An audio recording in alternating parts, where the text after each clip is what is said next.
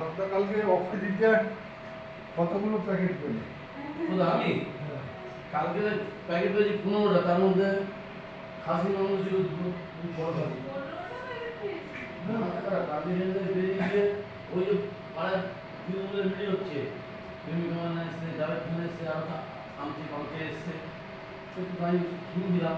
নতুন দোকানে গেছিল তো রাজনীতি হ্যাঁ কালকে লাগবে আমাকে চিনি দিয়েছি, না চিনি দিয়েছি, ওই সব আছে না। হ্যাঁ তোমরা যদি জীবনে খারাপ হবে না হয়, আমাকে একটা দিন দুটো খেয়ে দিয়েছি। না একটা সবাই একটা।